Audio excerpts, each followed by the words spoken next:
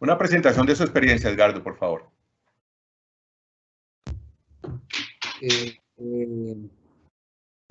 Bueno, soy piloto comercial de helicópteros desde el año 92 y de aviones desde el año 90. Empecé a trabajar a los 18 años, comencé a trabajar en Helicol. Y después de Helicol, pues trabajé en otras empresas más pequeñas, volando 206 y Hughes 500. Trabajé en el ejército, pues con un contrato que tenía con una escuela de aviación que se llamaba CAEL desde el año 97 hasta el año 2002, dando entrenamiento de básico. Trabajé con escuelas de aviación como ACAEL, como la Escuela del Pacífico. Trabajé en el Valle fumigando caña de azúcar con helicóptero, con una empresa que se llama COFA. Y ahora pues en este momento estoy volando en el ISTAR, ya llevo 12 años volando acá en el ISTAR MI. Gracias, Mauro, buenas tardes. Tengo experiencia de 27 años, a partir de 1992 empecé a volar. Soy instructor de Bell 206, Robinson 22, Camov 32. He volado en las empresas Elitec, Eliestar, Eliandes, y ahora estoy volando en Delta Helicópteros con un 206 L3 y Bell 206B. Mauro, gracias. Aprovechemos y cuéntenos cómo fue esa transición suya de volar equipos livianos hacia la transición hacia equipos pesados. Mauro, más o menos en 1997, 98, estaba volando Bell 206B en el ITEC y esa transición fue pero muy brava porque me pasé a volar de copiloto Camov 32. De volar una máquina de 1800 libras a volar una vacía, a volar una máquina de 7500 kilos vacía. Entonces eso fue una locura. Me costó mucho trabajo, pero estudiando, los instructores muy buenos me dieron la mano y ahí ya pude pues pasar a ser piloto de Camov después de 5 años de estar de copiloto ahí en el Camov. Perfecto, Mauro, muchas gracias. Edgardo, ¿cuáles cree usted que son los diferentes tipos de carga externa que se hacen con el equipo pesado? ¿Cuáles son sus experiencias con el equipo pesado? Mauro, tenemos pues mucha clase de cargas. Pues a mí me parece los diferentes tipos de cargas hay unas de precisión, Mauro, que son muy difíciles. Para mí es la más complicada, las de precisión, que son unas cargas que hay que poner en los teleféricos, por ejemplo. Poner esas cargas es muy complicado. Las otras cargas, las de mochila, me parecen las más fáciles de volar. Y la tubería también me parece muy complicado de volar. Lo que son tubería es complicado, sobre todo cuando se mete uno en esos cañones con vientos. Eso es muy complicadas. Y la carga, las livianas también, con ese equipo tan pesado, con ese flujo que bota esas livianas, se vuelven, pues, pendulean demasiado. Entonces hay que cogerle mucho el tiro a eso para poder contrarrestar esos movimientos. Edgardo, ¿cuáles son los diferentes tipos de carga que usted ha hecho con equipo pesado, por favor? Bueno, cargas, ahorita en MI, o lo que yo he volado con MI, hemos hecho transporte, movimiento de taladro de perforación. Son aproximadamente un taladro de perforación, son entre 300 y 350 cargas que tiene, y esas son aproximadamente 50, que es la parte, digamos, de los contenedores de habitaciones y todo lo que es el campamento en general. Digamos, de ese movimiento de taladro son las cargas más difíciles, son el campamento, que son contenedores de 40 pies, donde hay 2 dormitorios y pues son cargas que no se dejan volar. He volado en linga larga, hemos volado en linga larga con trabajos de precisión, donde hemos puesto, pues, se han puesto torres de energía o se han puesto torres para colocar teleféricos o metrocables. Esos son ya trabajos que se hacen con lingas entre 30 y 50 metros. Y otro tipo de trabajo que hemos hecho es el Bambi, pues también hemos trabajado bastante en Bambi con el Listar. Otro tipo de cargas que realizamos para mí es de las más difíciles, es la que estamos haciendo, por ejemplo, en este momento, y llevamos años haciendo, que es la reconstrucción del oleoducto por atentados terroristas, donde, pues, por ejemplo, en el Catatumbo tenemos que hacer todas las reparaciones llevando tubería, soldadores, bueno, en fin, en general son cargas de 3 a 3 toneladas y media, donde toca colocarlas no solo en un punto sencillo, sino en pináculos, ¿no? Y en sitios bastante estrechos. Eso es lo que hemos hecho en MI ahorita. Gracias, Edgardo. Y teniendo en cuenta que existen 3 tipos de carga, la de alta densidad, la de baja densidad y la aerodinámica, ¿cuál considera en orden de dificultad que es precisamente ese orden? ¿Cuáles son las más difíciles y cuáles son las más fáciles?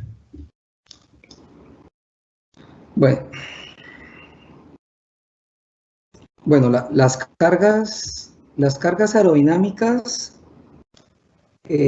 son realmente fáciles de volar, ¿no es cierto? Son, por ejemplo, aviones, por ejemplo, una vez que tuvieron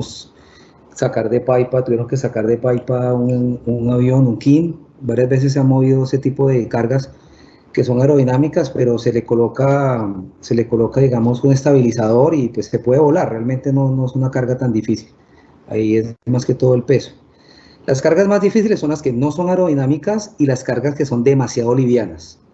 Las cargas que son demasiado livianas, el movimiento de penduleo es demasiado excesivo.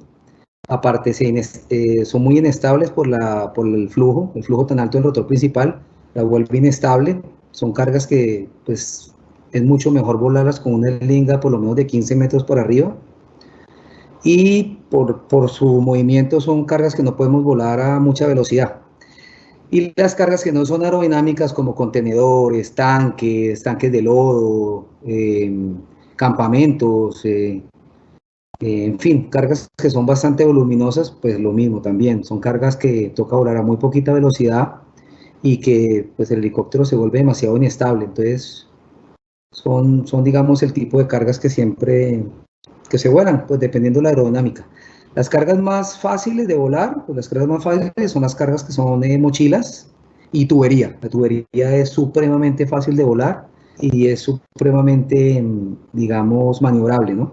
Ahí lo único es que se debe manejar tubería por lo menos con 2.000 kilos para arriba, porque cuando son tubos que son demasiado livianos, el penduleo es demasiado excesivo.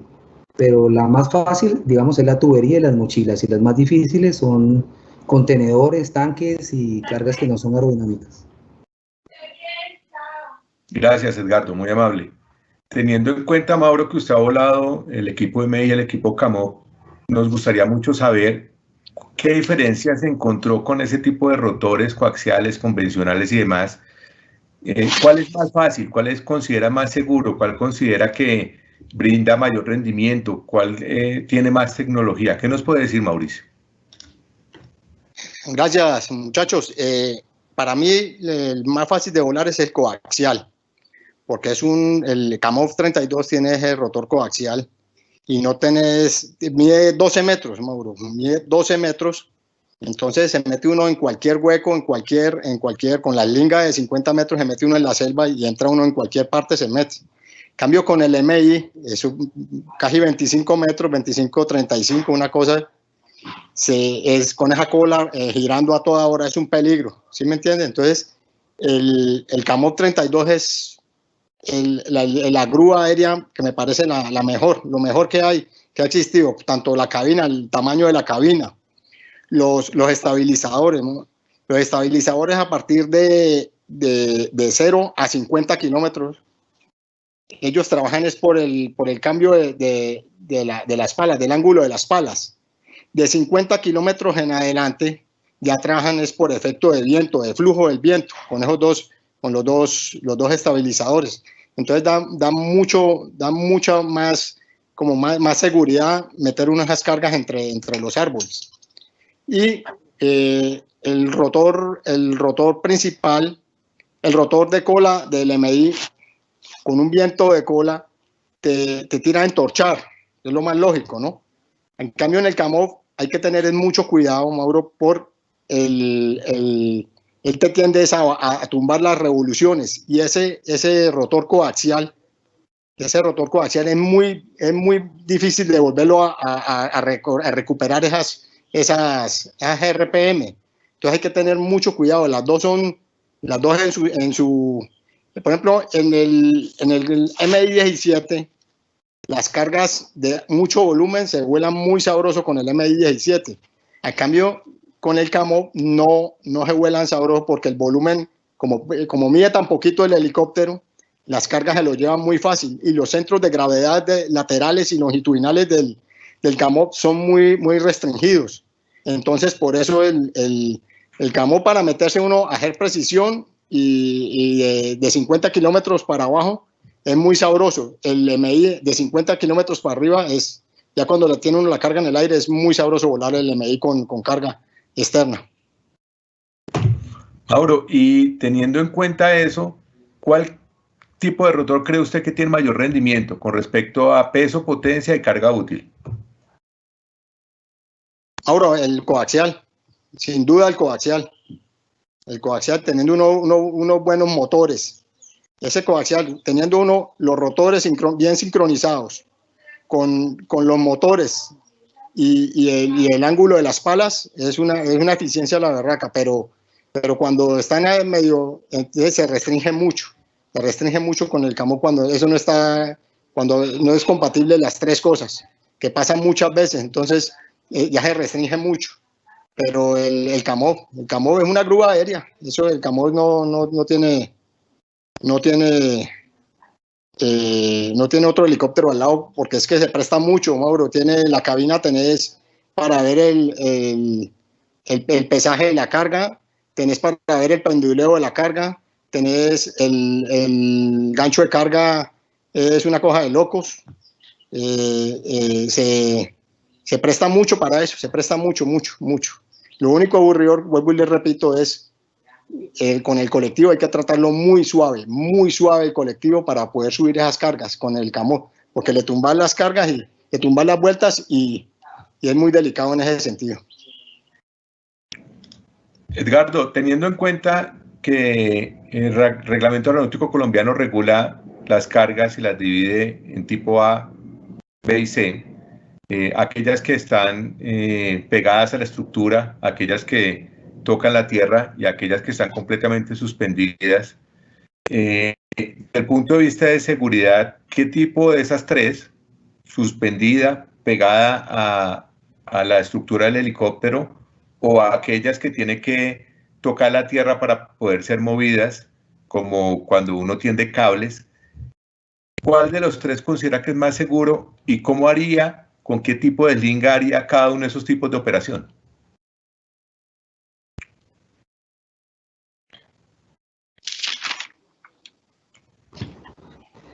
El tipo de operación depende de lo que uno vaya a realizar.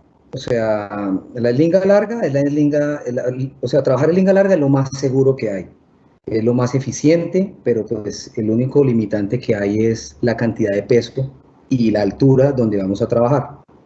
Si nosotros estamos trabajando con una altura por debajo de unos 5.000 pies, con 6.000 pies para abajo, podemos trabajar tranquilamente con una linga de 30 metros, 15 metros, 50 metros sin ningún tipo de problema, y es mucho más eficiente, mucho más práctico, es mucho más fácil.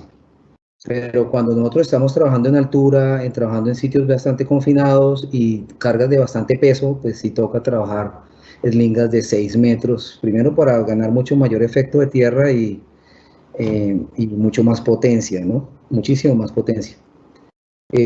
Ahí pues hay cargas obviamente que son de transporte de punto a punto, donde pues salimos de tierra, un contenedor, cargarlo y llevarlo a otro punto, y hay trabajos donde tenemos que hacer suspendidos para poder hacer, por ejemplo, lo del metrocable o pilonas que hay que hacer para colocar precisamente los metrocables o teleféricos, pues todo el tiempo estamos suspendidos. Lo mejor es trabajar con una linga larga. Una linga larga se trabaja un poco más suave y la precisión es mucho mejor. Y el flujo del helicóptero pues no afecta realmente el trabajo y los trabajadores que están realizando eso.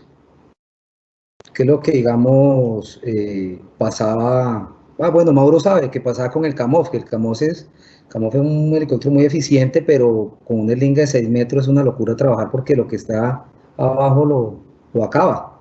Entonces, dependiendo del tipo de trabajo, se selecciona la eslinga, y dependiendo del tipo de carga, también se selecciona pues el tipo de eslinga que se va a usar. Teniendo en cuenta que la operación de carga externa se realiza más que todo es para no intervenir tanto el medio ambiente, para no tener que abrir sitios como helipuertos, no tener que dañar la naturaleza, ¿creen ustedes que la proyección de este tipo de trabajo está en aumento en el mundo, en nuestro país? ¿Qué perciben desde sus lugares de trabajo, Mauro?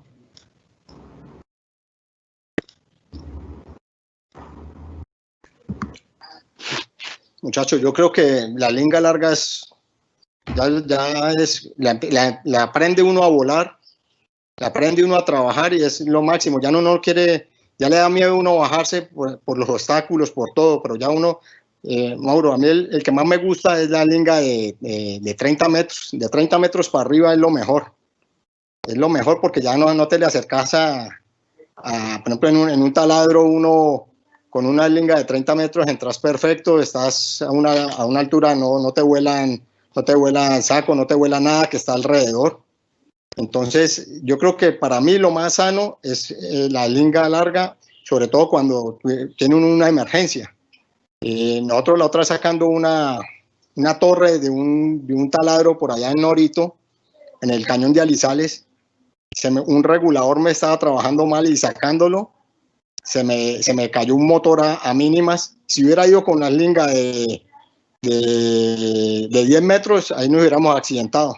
Pero como tenía la linguita de 30 metros, le da uno margen de error para poder mandar el control a máximo, y ahí la supimos sortear, pero eso con una linga, con una emergencia, sobre todo en el despegue, pero brutal eso. Se accidenta uno de una, no hay tiempo. En cambio aquí le da uno siquiera unos 2, 3, 4 segundos en reaccionar, y por eso me gusta mucho la linga larga. O sea que podemos concluir que la linga larga es mucho más segura porque permite un tiempo de reacción para evitar el accidente. Teniendo en cuenta esta apreciación, la pregunta, Mauro, ¿cree usted que ese tipo de operación está expandiéndose o se está contrayendo?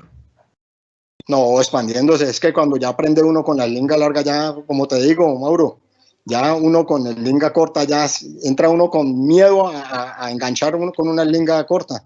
Y entonces, hace muchos años, cuando estábamos en un taladro Capachos, allá en Orito, Mauro, los gringos nos decían, nosotros volando con el linguita de 10 metros y esos manes en el Camoy volando con el linga de 10 metros, y nos decían, uy, qué locura. Y uno decía, pues no, ¿cómo así que qué locura? Cuando ya empieza uno a volar y a ver las cosas, no, ya antes, claro, por eso le decían a uno que es locura, porque es que eso es demasiado peligroso para unas cargas de esas. No tiene uno nada de reacción con una carga de esas. Entonces, para mí, fundamental es una linga de 30 metros para arriba, cuando la máquina puede, y la temperatura y todo, lo que se preste pues para hacer eso. Gracias, Mauro, muy amable. Edgardo, con esta misma imagen, estas fotos son suyas. Háblenos de la técnica de vuelo, por favor.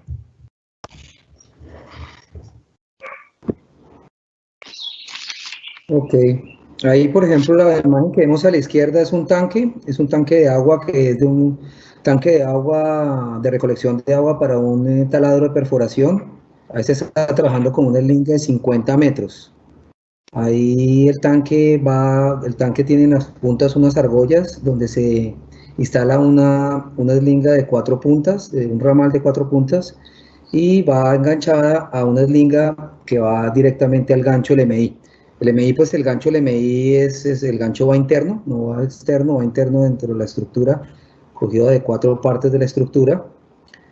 Y el LMI, pues la técnica para volar la slinga larga es ubicar la carga y comenzar a subir verticalmente a un costado de la carga para que la slinga no sea enredada dentro de la carga, o sea, no se vaya a enredar con la carga. Cuando ella ya vaya tensionando, ya uno se va posicionando encima de la carga hasta que la tiene completamente templada.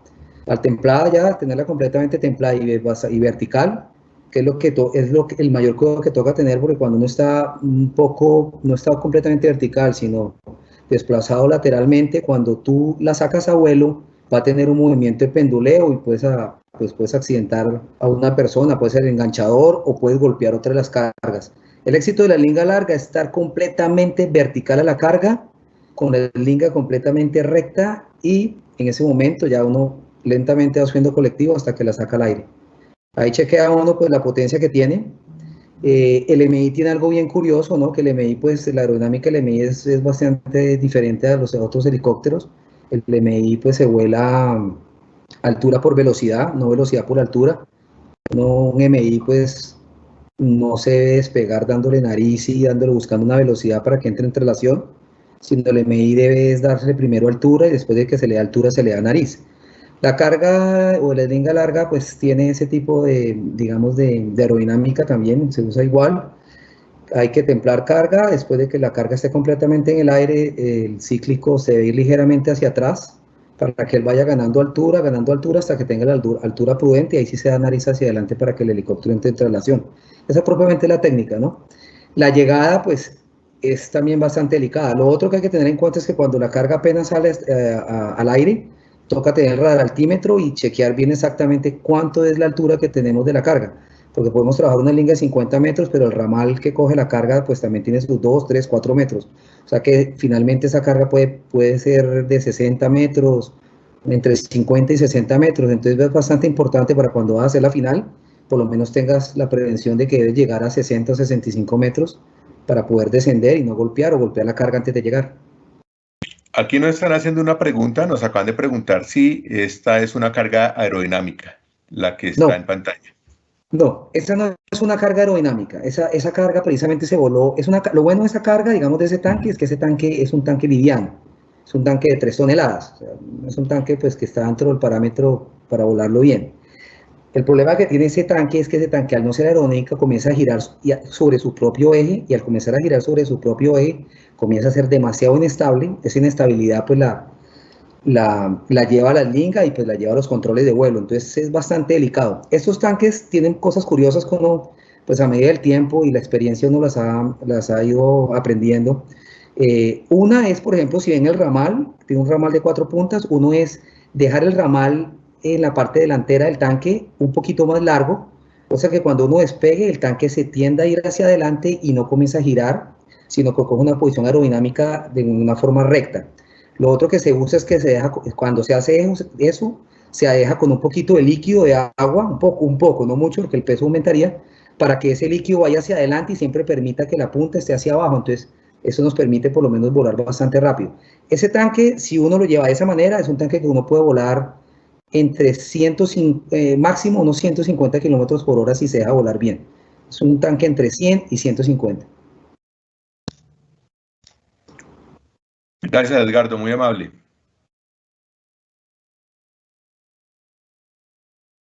Mauro, teniendo en cuenta que esta es una habilitación, se necesita una técnica, encontramos varias información respecto a la experiencia que se debe tener.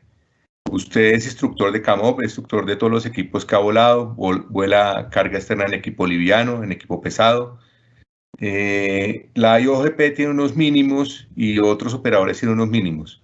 Para usted, como piloto instructor, ¿cuál es ese mínimo de horas que usted pondría en un papel para permitir que un piloto comandante pueda hacer la operación con mucha seguridad? Mauro, considerando pues que primero que todo que le guste, porque hay mucha gente que la carga externa no le llama la atención.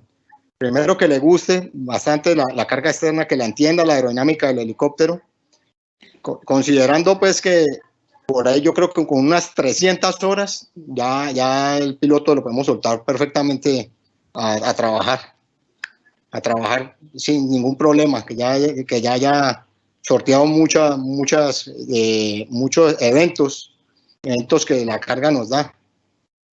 Por ejemplo, a mí me pasó un evento tirando Arauca, Caño Limón, con dos jivas de cada una pesaban las dos 1.500 kilos y se fueron juntas. Empezamos a volar y empezaron a girar de una forma, pero desproporcionada, y una jiba de esas abajo iban amarradas. Se soltaron de abajo y me aplaudieron arriba y me volvieron a aplaudir abajo y se reventó una jiba de esas. Entonces, son cosas que ya uno con la experiencia va adquiriendo. Esas jibas no se pueden amarrar. Se amarran arriba, lógico, pero abajo no se pueden amarrar. Hay que llevarlas sueltas para que ellas vayan haciendo una forma circular y no tengan ningún problema. Entonces es una experiencia, esto es pura experiencia que le pasan del día a día, y yo considero que son 300 horas. Edgardo, si me escuchó, te pregunté cuál es el tiempo de entrenamiento en horas mínimo que considera usted que se le da a una persona para volar carga externa, y cómo fue su transición, cómo lo recibió.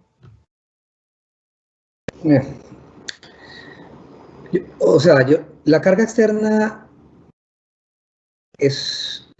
O sea, yo pienso que la carga externa es una técnica de vuelo. O sea, la técnica de vuelo y pues la verdad yo recibí bastante instrucción teórica, pero pues la instrucción teórica en la carga externa no sirve. Esto es práctico, es una práctica, es algo que entre más se practique, más se realice, pues más se perfecciona.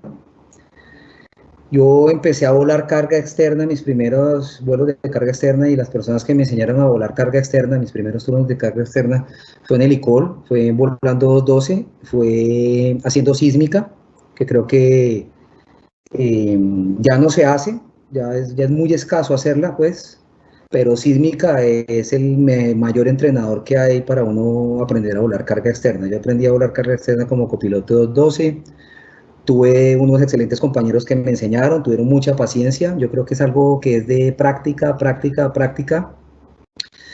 Hay personas que nacen para eso, hay personas que son muy hábiles para eso, hay personas que no lo son. Creo que el éxito de volar carga externa es empezar de joven, empezar a hacerlo, o sea, digamos, con muy poquitas horas.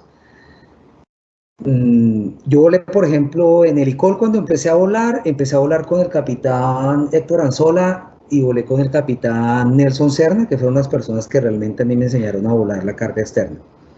Personas muy buenas, excelentes. Y lo hice. Es un ícono en el tema de MI. ¿En MI? MI, estamos hablando de MI. Ah, bueno, MI, bueno, yo en general ya venía con entrenamiento para el Linga bastante. Cuando yo empecé MI, pues la verdad, te soy sincero, pues para mí fue muy fácil, ¿no? Porque en un equipo mediano y un equipo pequeño uno va con la potencia al límite, mientras que en el MI uno va demasiado sobrado. Entonces, cuando uno va sobrado, todos los errores y correcciones pues las hace uno con potencia. Entonces, yo creía que el entrenamiento, o sea, una persona entrenarse para volar carga externa, por lo menos debe recibir por lo menos unas 100 a 200 horas para hacerlo bien. O sea, tú con menos horas realmente no lo haces muy incómodo. Lo podrías hacer, pero bastante incómodo. Ok, gracias, Edgardo. Mauro, la siguiente pregunta es para usted y es la siguiente. Cuando usted ya vuela carga externa, ¿cada cuánto necesita mantener en meses esa proeficiencia para hacerlo en forma segura. ¿Cada cuánto considera usted que si no hay un trabajo de carga externa, se debe hacer un vuelo de carga externa para poder mantener esa proeficiencia? Mauro, pues en mi concepto, creo que por ahí cada máximo 3 meses, porque le pierde uno mucha proficiencia a eso. Entonces yo creo que cada 3 meses hay que estar uno trabajándola para eso, porque si no pierde uno mucho. Y estoy lo que decía Capitán Edgardo, eso le tiene, primero que todo le tiene que gustar mucho a uno. Segundo, ya en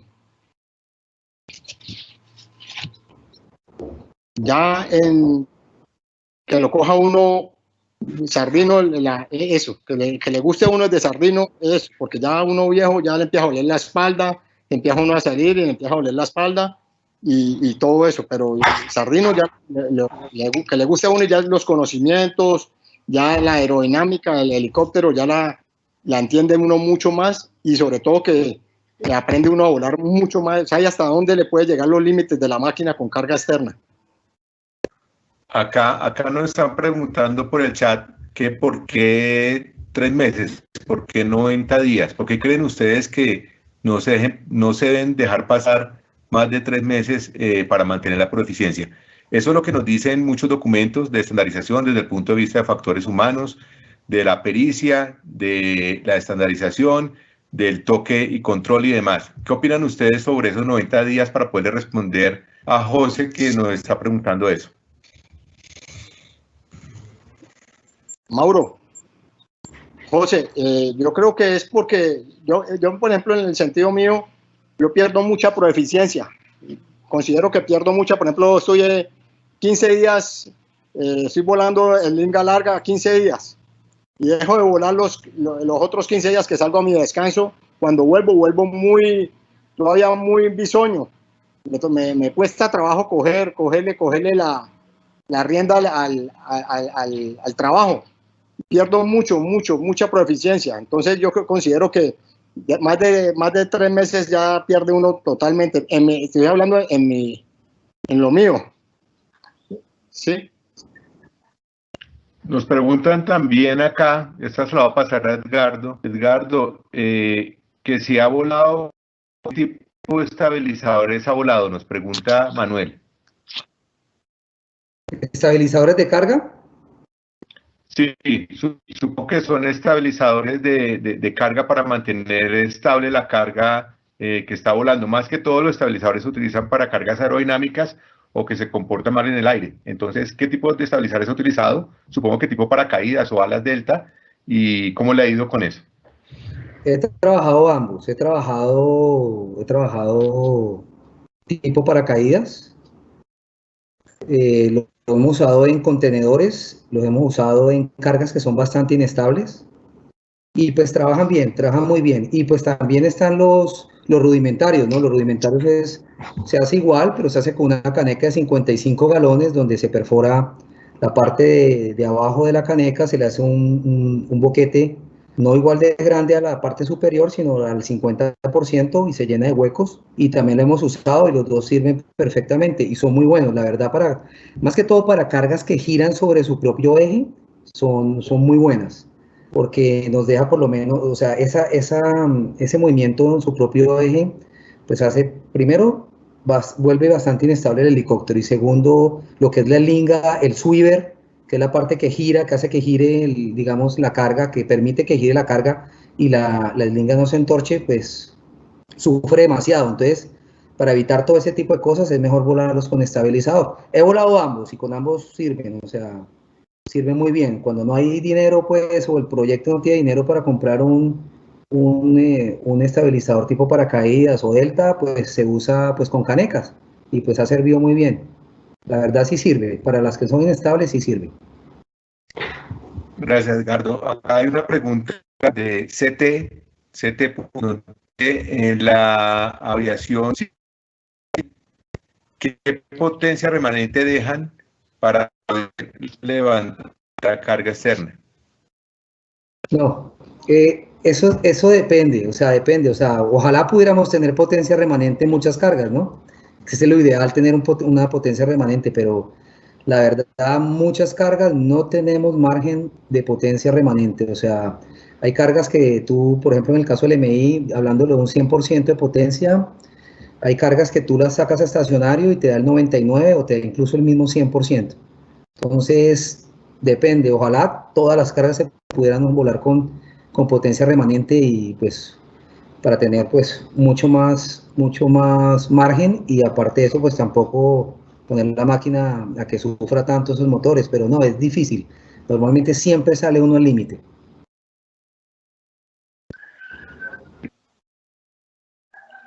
Mauro, satisfacciones todas, porque es que cuando a uno le gusta el trabajo, le gusta a uno esa clase de trabajos, lo llena a uno totalmente coger una carga de esas, coger una retroexcavadora y levantarla y llevarla a otro punto y llevarla bien y hacerle el trabajo bien hecho, eso es una satisfacción interna a la berraca. Y otra cosa es que en mi personalidad yo soy muy impaciente, no tengo nada de paciencia. Entonces, con las cargas externas, tiene que uno tener demasiada paciencia para hacer las cargas. A mí, les voy a contar una anécdota que me pasó en Cerro de Arma, arriba de Cimitarra. Bajando con la grúa, en el Camó, bajando con la grúa, bajando dos personas, se me enredaron en un palo y estuve casi 40 minutos en estacionario ahí, bregando a desamarrarlos a ellos en el palo. Casi nos toca cortar la guaya hasta que ya pudimos soltarlos y de ahí me di cuenta que esto es paciencia y es porque a uno le gusta el trabajo, le da una satisfacción, la verdad.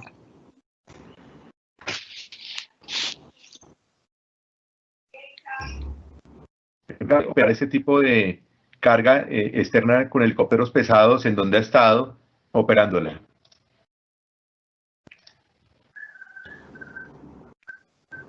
Bueno, no, con cargas pesadas pues llevo casi 12 años operando en el Catatumbo con Ecopetrol y ahora con Cenit, haciendo todas las reparaciones del oleoducto en el tramo del Catatumbo, ¿no? Ahí pues he volado todo eso. También he estado, digamos, en unos movimientos de taladro, como unos 7 movimientos de taladro con las compañías de Ocol, Gran Tierra, Ecopetrol. He hecho también postería, he hecho torres también con Gran Tierra, hice un deslinga larga. Hemos trabajado pues metrocables también. Bueno, en fin, he tenido la fortuna de tener bastante trabajo en carga externa. O sea, en estos últimos 12 años que llevo, digamos, en el ISTAR, he hecho, yo creo que el 80-85% de mis trabajos son solamente de carga externa. Y pues he tenido ya, ¿qué te digo yo? Sí, un 85% de todos los movimientos que yo hago son de carga, más que todos los contratos que yo voy son de carga externa. Nos preguntan acá por el chat si las horas de carga externa se cuentan en forma corriente como cualquier otro tipo de horas. Sí, yo le contesto que en la actividad comercial las horas de carga externa son una técnica, van dentro de la bitácora y sí se cuentan como algo especial. Edgardo, ahora cuéntenos por favor, Edgardo, ¿qué riesgos, qué accidentes, qué incidentes ha tenido en el transporte de carga externa? ¿Cómo los ha sorteado? ¿Qué condiciones anormales del helicóptero ha habido al volar carga externa? ¿Y cómo se sale de ese tipo de situaciones y qué tipo de emergencias se pueden presentar en carga externa? Bueno, gracias a Dios no he tenido emergencias como tal. Situaciones sí he tenido varias, hay varias situaciones pues que son normales que sucedan. Digamos, los puntos a tener en cuenta, digamos, para el movimiento de carga, para no tener un incidente, un accidente, es el más importante, pues es no engancharse, ¿no? O sea, no enganchar ninguna parte del helicóptero por cortar. Por eso es bastante importante tener la técnica de saber entrarle a la carga. Uno tiene que ser muy paciente, lo que decía Mauricio es verdad, esto es un trabajo de paciencia, es un trabajo de técnica. Uno tiene que ubicar su carga, mirar la carga, siempre ver la carga, uno nunca debe tratar de entrar a la carga sin mirarla y entrar siempre de frente a la carga, o sea, por más experiencia que tenga, muchas veces uno se pone a hacerlo de lado, y pues, pero la manera más segura es entrar siempre de frente a la carga con una altura prudente. Esa es de las principales situaciones. La otra es la parte, digamos, pues que tengo que tener más en cuenta, tener en cuenta bastante es falla un motor con una carga, pues tiene que ser uno muy rápido, tiene que eyectar la carga y pues tratar de seguir volando la máquina en lo posible, es lo primero que hay que hacer. Entonces uno siempre tiene que estar como previsto de, bueno, si me llega a pasar algo, ¿dónde boto la carga? ¿Cuánto puedo sostener? ¿Qué altura llevo? Muchas veces está uno pues en la línea del hombre muerto, siempre está uno siempre está en una fase de vuelo que es bastante crítica. Entonces, esa es de las principales. La otra es ser muy juicioso con la parte del combustible.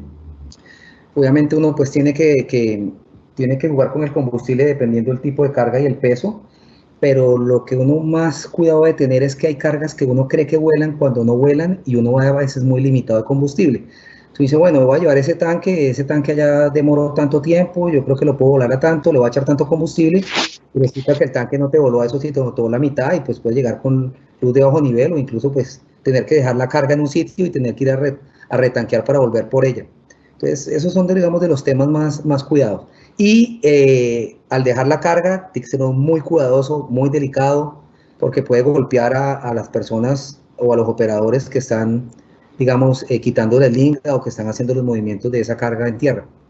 Eso es lo que yo creo que es lo principal y lo que más en cuenta se debe tener en ese tipo de trabajo.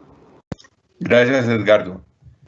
A todos les comento que las preguntas que están mandando por el chat van a tener respuesta al final. Esperemos que al final vamos a dejar unos 10 minutos para que continúen preguntando y seguimos con Mauricio Villegas para que nos cuente precisamente lo mismo. ¿Qué tipo de riesgos, qué tipo de accidentes o incidentes ha tenido Mauricio en la operación? He tenido los dos incidentes que he tenido, ya los nombré, fue saliendo de un taladro con el linga de 30 metros, sacando la torre, que es muy pesada, esa caja yo creo que 5,100, sacándola, se me fue un motor por el regulador, estaba molestando el regulador y se me fue un motor a mínima. Ahí no hubo tiempo de mirar en dónde va a poner uno la carga, a Dios gracias no había nadie, y cayó la torre en el piso y alcanzamos a recuperarlo. Eso te estoy hablando en el CAMOF 32. Y después en el Cerro de Arma, allá arriba en el Cerro de Arma, ahí en Cimitarra, que se me enredaron los dos muchachos bajándolos con la grúa de rescate, bajándolos para hacer una sísmica, y se me enredaron en un palo y se pegaron muy duro los dos y se privaron. Entonces no tenía respuesta de ellos y no se veían porque se me metieron en los árboles.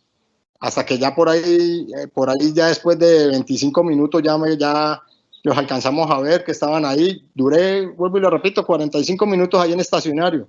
Lo que decía el colega Edgardo, con el combustible, siempre que vayan a volar carga externa, el combustible es porque uno no sabe a qué horas tiene un inconveniente y le toca a uno o dejar la carga, tirar la carga por ahí y irse a tanquear. Entonces, mucho cuidado con el combustible. Y esas son las únicas dos cosas que he tenido, me ha pasado pues con carga externa, de resto, nada. Gracias, Mauro. Adicional a eso, ¿con qué tipo de lingas ha volado? Mauro, a mí me gusta mucho la de acero, la linga de acero. No me gusta volar con esas de nylon, sobre todo con esas, las que son como unas que son planas. Esas le dan un penduleo el berraco a uno porque dan mucha fricción le dan mucha fricción y entonces empieza el penduleo. Entonces me gusta volar mucho con la linga de acero. La linga de acero es mucho más pesada, pero me gusta mucho porque cuando uno la ve por la mañana haciendo uno la prevuelo y el low master y todo el mundo viéndola, es muy fácil de detectar que tiene una. Cambio las otras, las que son de nylon, uno no ve cuando eso con el combustible, con el agua se tuestan y uno puede botar la carga con eso. Entonces me gusta mucho más la linga de acero. Edgardo, ¿usted con qué tipo de lingas ha volado y cuál le gusta más?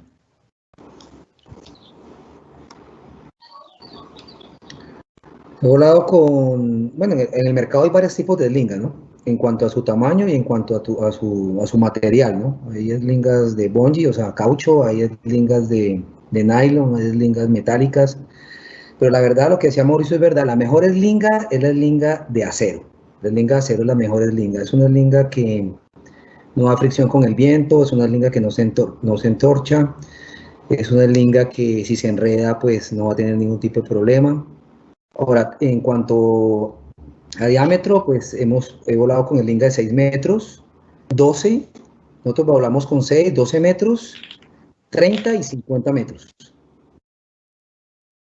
Depende del tipo de trabajo. Aprovecho una pregunta de chat de Jaime Alarcón. Nos pregunta, ¿cuál es el equipo de izaje más adecuado para volar combustible? El equipo de izaje para volar combustible indiscutiblemente son los buldrones. Canasta con buldrones. O sea, una canasta metálica que dé un espacio para entre 2 a 4 buldrones. Con 4 buldrones estaríamos transportando aproximadamente 4.000 kilos. Y con ese sería un límite para el MI para volarlo. Pero el mejor equipo para volar y más económico es hacer una canasta con 4 buldrones plásticos donde se transporte el combustible. Gracias, Edgardo. Debemos pasar a las preguntas. Sé que tenemos mucho más tema, pero tenemos bastantes preguntas. Vamos a intentar evacuar unas 10 preguntas. Entonces comencemos con una pregunta. ¿Sería necesario o esencial que un piloto que ha volado carga en un equipo pesado haya hecho su entrenamiento en equipo liviano? ¿Qué opina Mauricio? Claro, claro. Bastante, hay que hacerlo. Primero hay que empezar, por eso te digo que hay que empezar desde joven uno a trabajar con 206, ha hecho sísmica, para uno más adelante coger esos equipos pesados y entenderla muy claro con qué es lo que pasa con la máquina, que el hundimiento con potencia, con esas máquinas entra uno muy fácil. Entonces entender mucho la aerodinámica de la carga. Me parece fundamental haber empezado con liviano, hacer uno todo la transición liviano, mediano y pesado. Bueno, Mauricio, y si no hay la posibilidad de empezar con liviano o mediano, volvemos al tema de entrenamiento, ¿cree usted? ¿Cuántas horas cree usted que debería tomar? Mauro, ahí lo primordial, lo que me pasó a mí, unos capitanes que me colaboraron mucho, me enseñaron mucho, tuvieron mucha paciencia porque esto es muy difícil de cogerle el tiro, es muy difícil, pero uno con los capitanes, que tenga una buena compañía ahí al lado, que le explique a uno todo, Mauro, sale uno adelante con este tema. Edgardo, nos pregunta Janet, ¿qué pasa si se apaga un motor? Supongo que transportando carga externa. Bueno, hay un procedimiento ya establecido y lo primero que hay que hacer es soltar la carga. Hay que soltar la carga porque pues no vamos a poder volar con un solo motor y con el peso que llevamos colgado. Entonces lo primero es eyectar carga y después de eso es control de la aeronave y hacer el procedimiento adecuado para falla de un motor. Pero lo primero es soltar la carga. Acá aprovechamos y Andrés nos pregunta ¿qué condiciones se deben tener para eyectar una carga externa?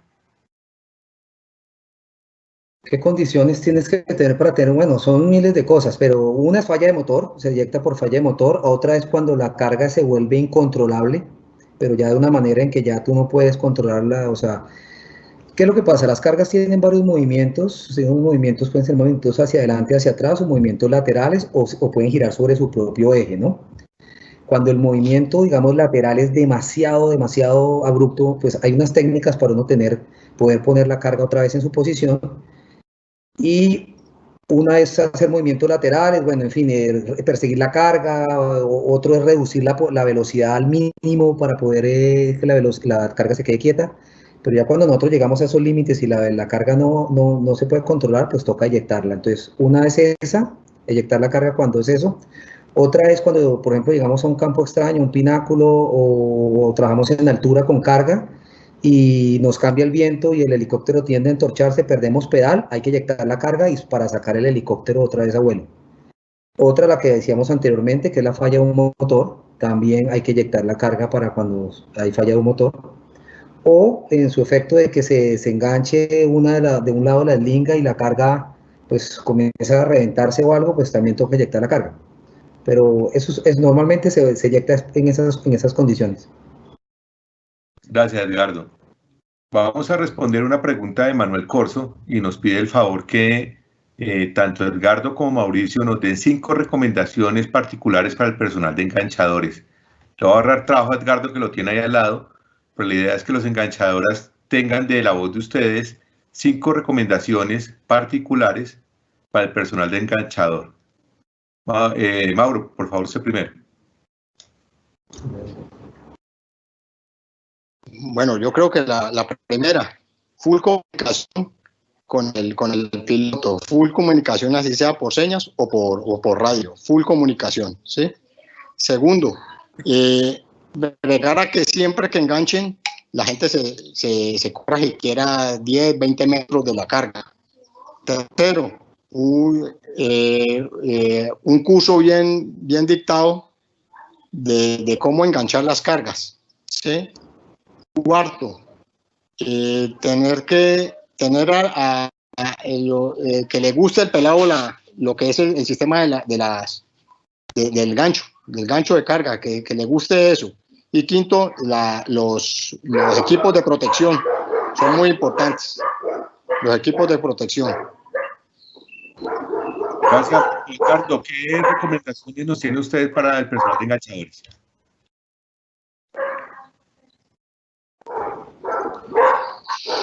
Para el personal de enganchadores, lo primero que hay es,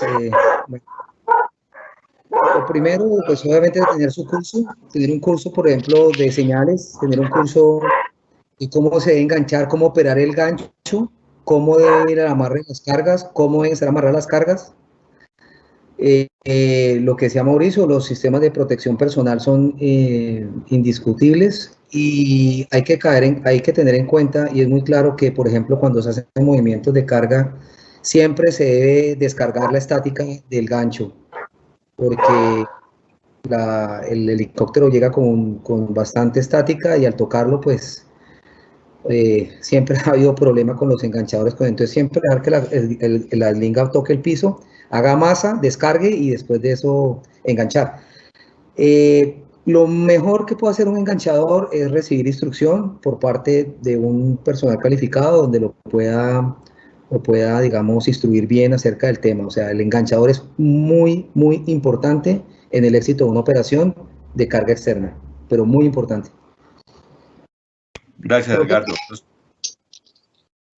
Nos pregunta cómo se determinan los límites de viento para los diferentes tipos de carga, vientos y carga. Bueno, el viento siempre en el MI se debe trabajar pues viento de frente, ¿no? Siempre tratar del viento de frente para tratar de no entrar, como siempre entra uno al límite, entra con la potencia al máximo, normalmente el pedal siempre va al fondo, o sea, hay demasiado ángulo, el ángulo del rotor de cola va al límite, pues la tendencia es a entorcharse, o sea, lo poco que lleva uno de potencia al punto, lo puede perder uno con un viento cruzado o un viento de cola. Entonces, sí es muy importante, digamos, cuando uno vuela carga externa, que haya una mangaveleta, haya humo, haya algo en la operación de que nos señale cómo está el viento para hacer la mejor aproximación, siempre con nuestro viento de frente. Yo adicionaría que se deben respetar los límites de los azimuth de viento de los manuales de los helicópteros y tener en cuenta que está volando fuera de efecto de tierra. Básicamente para complementar la respuesta de Edgardo. Mauro,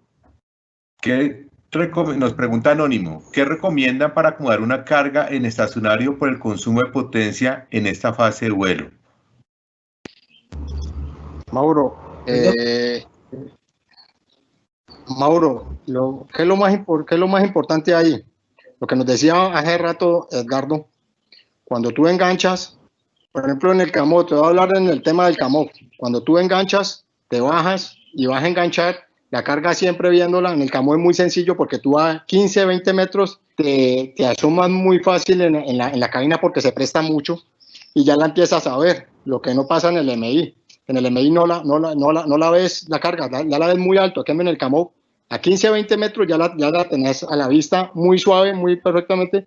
Y yo lo que considero es, siempre que vas a sacar una carga, siempre el centro de gravedad, que esté la linga totalmente izada y vertical al helicóptero, la puedes sacar la carga que quieras con ese sentido. Porque si la llegas a sacar un poquitico pendular, la carga se te va para un lado, te tumba las vueltas.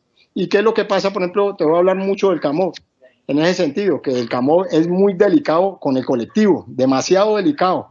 Entonces, si tú la cargas, te sale para un lado, te la tira para un lado, te tumba las vueltas y es muy difícil de recuperar, entonces te complica la vida. Entonces, por eso decía que siempre hay que tener mucha paciencia para elevar esas cargas. Cualquier carga que sea, mucha paciencia, siempre que esté bien vertical la eslinga, y puedes sacar la carga sin ningún problema, la carga que sea. Gracias, Mauro. Una pregunta para usted también, y es de una persona que al parecer vuela equipo liviano, y es, ¿cómo hacen los pilotos en la cabina tan alejada del centro de gravedad para saber en dónde está la carga? ¿Qué elementos se usan en el MI? Mauro, el MI lo que le ayuda a uno mucho es el Low Master. El Low Master le ayuda mucho. Y ahora estoy viendo que el capitán Edgardo les ha puesto cámaras de video a los ganchos, entonces le sirve a uno mucho, pero el Low Master le ayuda a uno mucho, la comunicación en la cabina, y cuando ya la tenés bien izada, bien organizada, la carga bien vertical, la eslinga, ahí ya lo puedes sacar, pero eso es con la ayuda del Low Master. Gracias, Mauro. Muy amable. Nos pregunta Alex Estrada, para un piloto que tenga experiencia de más de 300 horas en línea larga horizontal, la transición para equipos pesados, ¿de cuántas horas piensa que sería, Edgardo? Para una persona que ya tiene experiencia en línea larga horizontal y vuela a otros equipos menos pesados. No, yo creo que pues una persona que tiene 300 horas de slinga larga vuela muy bien, tiene bastante conocimiento, ya tiene las técnicas adquiridas. O sea, yo creo que nada más es tratar de acomodarse al equipo que va a volar, que pues yo creo que en unas 15, 20 horas menos, en 10 horas, por lo menos acomoda al equipo y volar, yo creo que con instructor un par de horas para poder, por ejemplo, pues tratar de afinar y tenerle la práctica al equipo que está volando. Ahí ya una persona que ya ha volado linga larga tantas horas, hombre, la puede volar en cualquier equipo. O sea, y más un equipo grande es mucho más fácil en el sentido que tiene más potencia. Entonces, al tener uno más potencia, pues es mucho más fácil para uno volarlo. Entonces, no crea que se haría muchas horas, la verdad. Una pregunta, Edgardo. ¿Recomendaciones para el personal de Loadmaster? ¿Voces, señales o qué otro tipo de comunicación? No, los Loadmaster deben tener voces y tienen que ser voces claras y voces cortas. Izquierda, derecha, péndulo adelante, atrás, 1 metro a la izquierda, 1 metro a la derecha, 2 metros adelante, 2 metros atrás. O sea, tienen que ser bastante específicos, claros y dar lo más exacto posible los movimientos que uno debe realizar para que sea preciso. En la pregunta anterior, por ejemplo, que hablaban del penduleo, sí, con lo que dice Mauricio es verdad, el Low Master pues es fundamental, pero también hay técnicas, digamos, como uno de piloto adelante, que es el palo y bola, que el palo y bola le va a decir uno exactamente para dónde va la carga y qué corrección debe hacer. Gracias. Mauricio, una pregunta que nos hacen. Si las cargas brincan, ¿qué daños puede tener el helicóptero?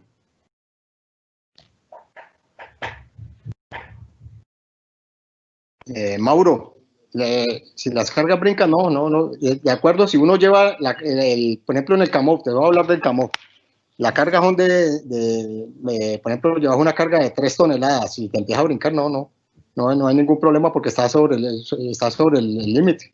No has pasado el límite de la máquina, nunca lo has pasado, pero si ya te sobrepasas, yo creo que daña todos los soportes, daña los soportes de la máquina. Y estructuralmente yo creo que sufre si ya te pasas pues del peso máximo, del gancho de carga. La estructura tiene que sufrir. Me preguntan acá, Felipe, si es una operación que requiere algo adicional como piloto, entiende que una técnica, ¿eso cómo se ve representado en su currículum? Mauro. ¿Me repetí la pregunta? Nos pregunta que esas horas o esa técnica, esa experticia que tienen los pilotos de carga externa, ¿cómo se ve representado en su currículum? No, Mauro, ahí por ejemplo, en el trabajo, pones en tu hoja de vida cuántas horas tenés de carga externa, de linga larga, y sirve, hay veces para las petroleras sirve mucho eso, sirve mucho porque uno trabaja mucho en las petroleras casi siempre ya con el linga larga, ya le exigen a uno el linga larga, entonces si uno no tiene horas en eso, pues no está seleccionado. Pero Díganos, Edgardo, ¿lo escuchamos? No, pues con referencia a lo que dice la persona que está preguntando, todas las horas que uno vuele de carga externa son horas que están reflejadas en el libro de vuelo de la máquina que tú estás volando. Y en ese libro de vuelo se especifica si el vuelo es una eslinga normal, que se coloca como carga externa, o en su efecto, si sube por encima de 10 metros, vas a colocar que la eslinga es una eslinga larga. Esas horas de vuelo que están representadas ahí van a quedar en la estadística de la compañía, y esa estadística es la que tú o la persona va a colocar en su bitácora de vuelo, y obviamente van a quedar registradas. Entonces es la manera de registrar esa técnica de vuelo en el currículum de uno. Gracias, Edgardo. Son las 5:10, nos quedan 5 minutos para despedirnos.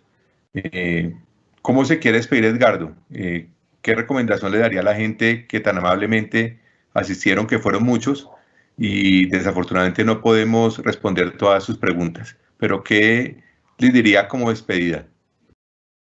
No, primero que muy amables por compartir este espacio con nosotros. La idea es compartir experiencias de todos. Todos hacemos diferentes tipos de técnica, diferentes tipos de trabajo, tenemos diferentes tipos de experiencias.